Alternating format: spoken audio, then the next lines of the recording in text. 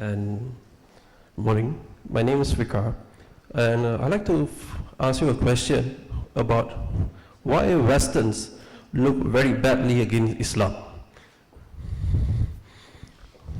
So can you repeat the question? The question is why the Western peoples look badly against Islam. This is that Islam is about extremes, terrorists, and etc. Recently about the IS group, Islamic states that have slaughtered people very badly and put these perceptions very bad against Islam. Well, if you find that these Western people are against Islam, while we can always blame them, of course, we have to look at ourselves. We are not really practicing the teachings of Islam. We are allowing all these mendicants to interpret in their own way and to determine whether we go to heaven or not. I mean, to say that if we fight with them, you go to heaven, if we fight against them, you go to hell. How do they know? They haven't been there. See, so what is important is we go back to the basic teachings of Islam, which is very good, and it is found in the Quran. You know, some people say, in Japan, there are Muslims, but no Islam. In some of the countries in the Middle, I won't mention which country, in some of the countries in the Middle East, there is no Islam, only Muslim. Because what they do is, has got nothing to do with the teachings of Islam at all. Islam does not teach us to say, well, if you don't follow my interpretation of Islam, then you are kafir and I can slaughter you. It doesn't say that. All it says is that if you take the oath that there is only one God, Allah, and Muhammad is his prophet, you are already a Muslim. Then you should consider each other as brothers. But we behave not as Muslims, and as a result we resort to all kinds of things which even Muslims reject, other Muslims reject. Then of course the West is made use of this in order to belittle Islam and to go against Islam. Thank you. Thank you, sir. We may go with the lady on my right.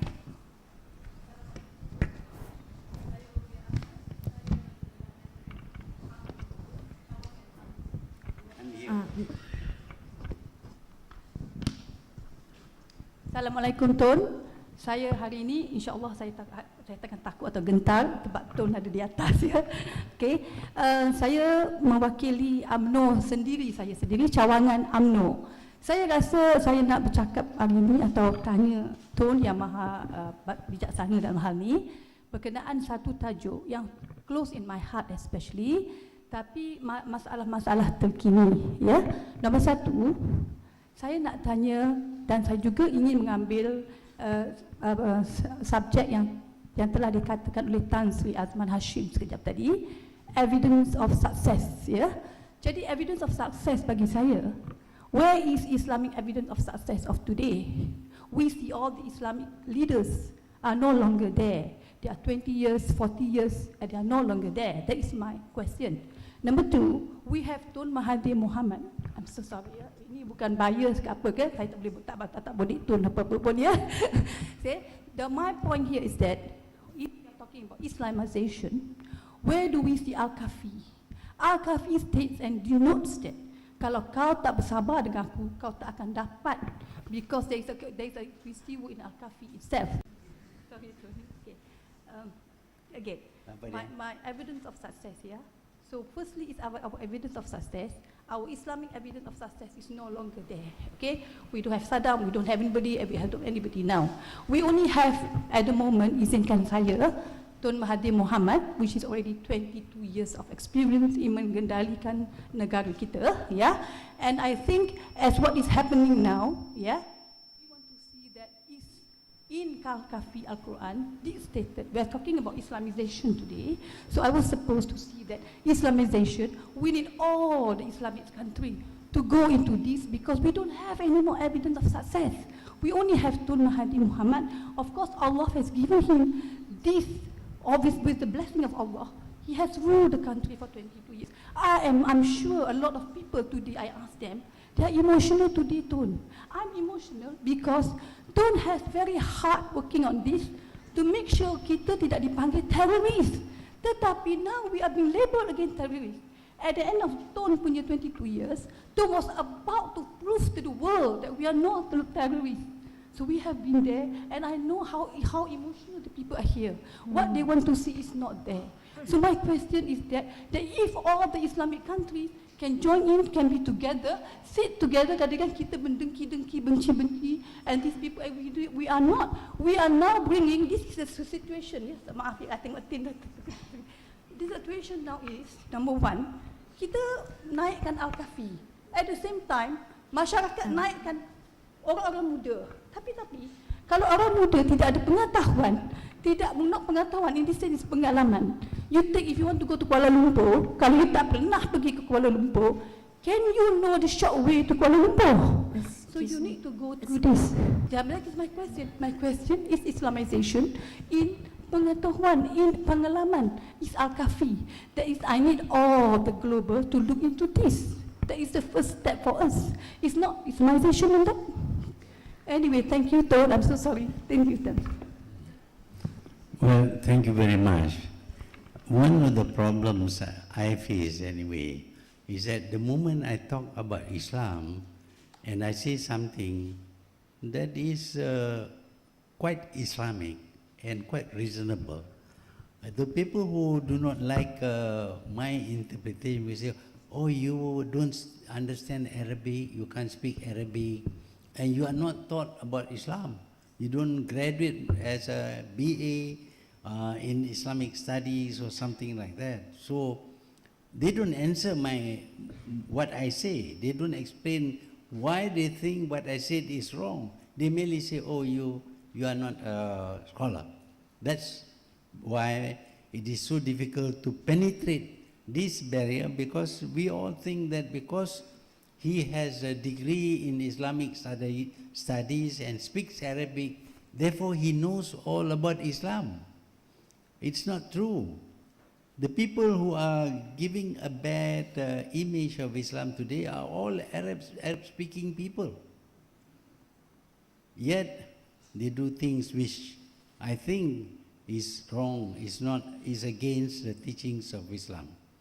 Now, as to getting them to sit down and talk, I have tried to talk to them, maybe not to everyone, but to some of them. I tried to explain these things, and their answer was that, you can do it in Malaysia, but we can't do it in our country. Why? Oh, the Americans, they are doing all these bad things to us.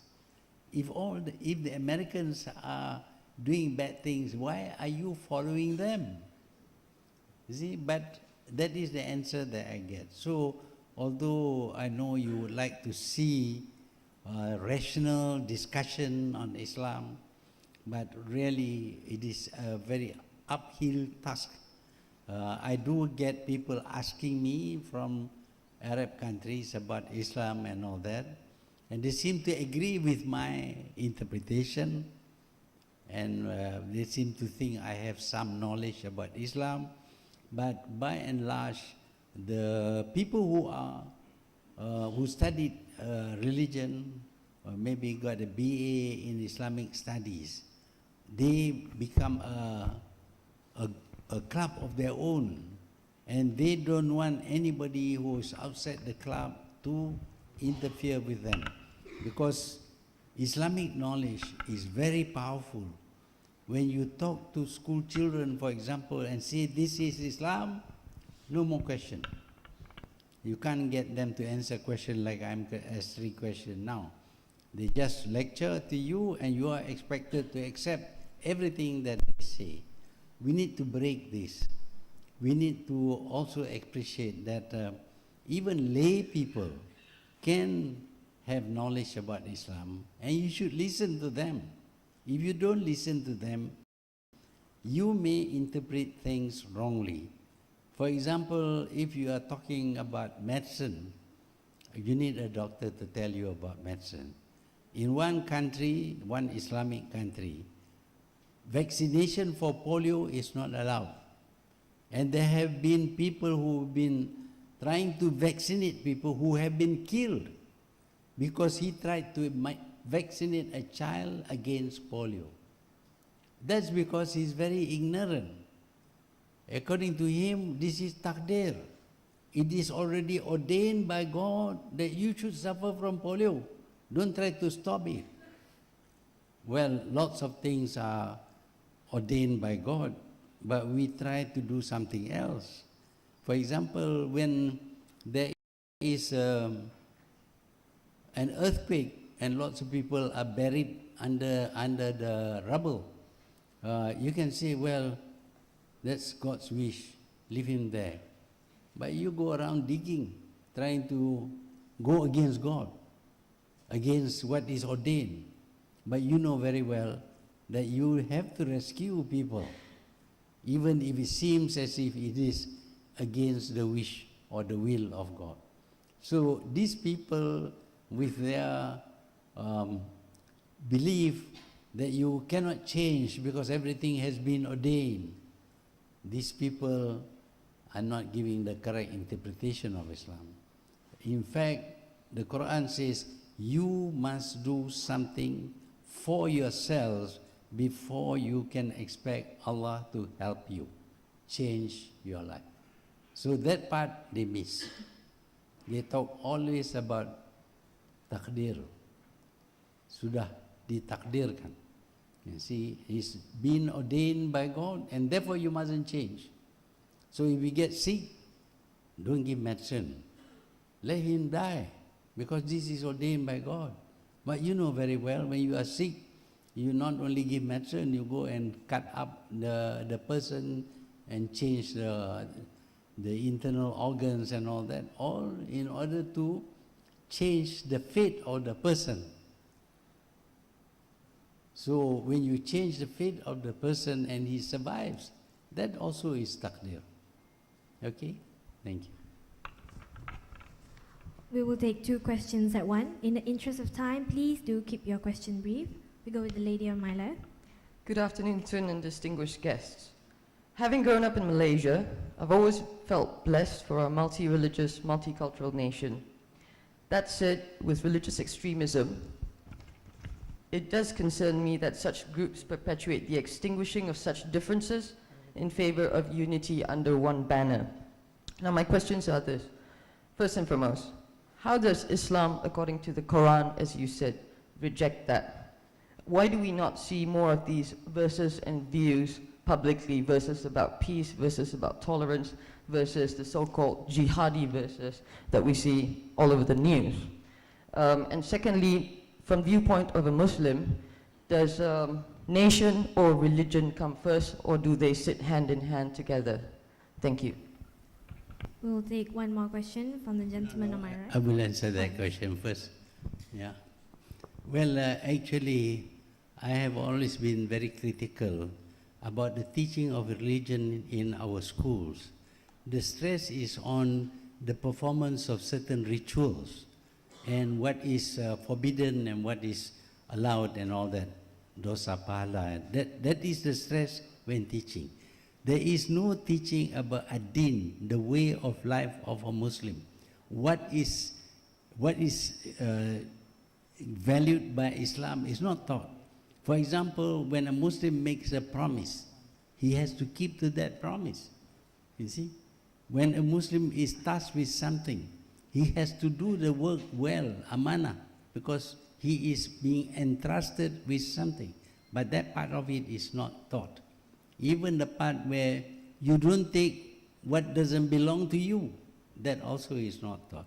The main teaching is on performance of the various rituals in Islam. That is why you don't hear people talking about what I talked about just now. Now, between nation and religion, there is really no conflict between nation and religion, because Islam understands that situations change. In one country, 100% of the population is Muslim. In another country, the Muslims only make up maybe the majority, but it's not the whole community. So the way Islam is practiced in a 100% Muslim country and a country where there are non-Muslim is different.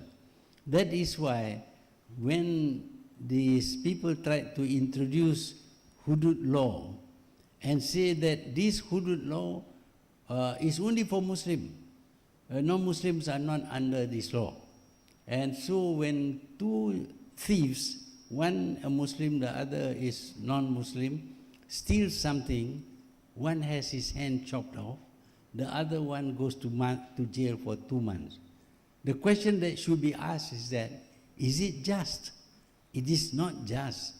If it is not just, it is not Islamic. But in a 100% Muslim country, both the thieves would be Muslim. And you apply hudud laws only to Muslim, it applies to both the thieves. The punishment is the same. Then, of course, it is just. So many of these interpretations in a society that is not 100% Islamic differs in practice from those where there are 100% Muslims. Okay? Thank you, Tun. Thank you. Thank you. We don't have much time left. Can we have only one final question from the audience? From the gentleman on my right. Assalamualaikum, Tun. I'm Shafiq from Wi-Fi Net. My question is very simple. Okay, I would like to know what is your hope for young entrepreneurs like us to help to brighten up the image of Islam in Malaysia and especially bring back those glorious days that you were said just now. Thank you. I think one needs to remember that Islam is equated with success in life. That is why when you baca doa, you say, Rabbana atina fid dunya hasanah. Hasanah in this world. Wa fil akhirati hasanah. In the akhirat also. But the first hasanah in this world. And in this world, you should gain everything that others can gain. But it must be done in the proper way. You don't cheat. When you measure correctly. You don't steal. You don't do things which are sinful. And if you don't do all these things, then the Muslim entrepreneur will be someone who is very trusted by people. And when people trust you, business comes to you. If you are known as a cheat, people will not do business with you, and obviously you will fail. Imagine a society of Muslims who hold strongly to the ethics of Islam. Muslims will always succeed. But it is because we disregard the ethics, though we may perform the prayers and all that we do, but as far as cheating is concerned, it's all right. I mean, this is a minor sin. It's okay lah. So when you have people who borrow money from the bank and will not pay back, and you do all kinds of cheating, then of course you are not going to be successful, because people will avoid people who are not ethical, people who cheat and all that. They will be rejected and therefore they will fail. Thank you. Ya, amat bahagia Tun. Thank you for sharing your thoughts.